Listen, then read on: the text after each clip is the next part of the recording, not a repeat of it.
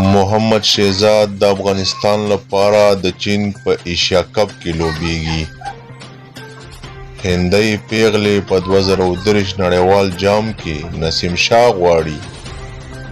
د سریلانکا پر لوبغاړي دانوشکا ګوناتلکا د جنسي تورونو ثبوتونه وړاندې شوي او افغان لوبډله د پوره چمتووالي سره هند ته رسېدلې.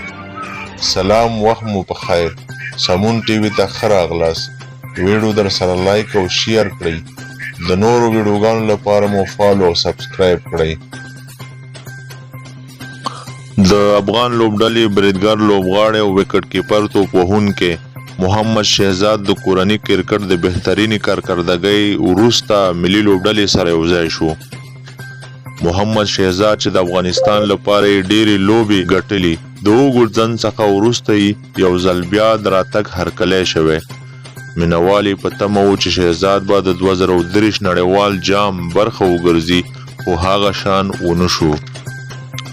بیا هم پر دې خوښ دي چې په چین کې کیدونکې شلوریزو لوبو لپاره محمد شهزاد د ګلبدین نایب سره مرستیال لوبډلمشر ټاکل شوی.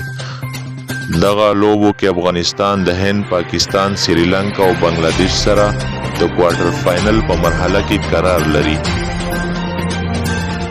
د پاکستان د ملي لوبډلې چټک توپ اچوونکی نسیم شاه چې په تیر ایشیا کپ کې سخت ژوبل شوی و، د اوږې له ټپ له امله د نړیوال جام د سکواډ څخه ډراپ شو.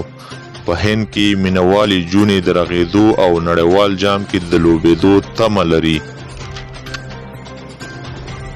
هندي جونو په سوشل میډیا د نسیم شاه د راتګ هیله څرګنده کړې. د سریلانکا 22 کلن لوبغاړی دانوشکا ګوناتلکا وروسته له هغې د اسټرالیا محکمې ته وبلل شو کله چې نوموړی د 2022 شلوریز جام لپاره استرالیا ته تللی و. هلته د یو استرالیایي پیغلې سره په جنسي فساد تورن شوی و. د استرالیا هیواد هستوګنې پیغلې په نوموړي دعوه کړې چې د هغه سره په زور او زبردستۍ جنسي کار ترسره کړی. ګوناتلکا خپله غلطي مني او محکمې ته په ډکو سترګو ژاړي. د افغانستان د کرکټ ملي لوبډله په عربي اماراتو کې د 10 ورځني تمریناتو وروسته په نړیوال جام کې د لوبېدلو په موخه هندوستان ته ورسېده. هلته به په 9 سپټمبر د جنوبي افریقا سره لومړی تمریناتي لوبه او د سریلانکا سره به دویمه تمریناتي لوبه کوي.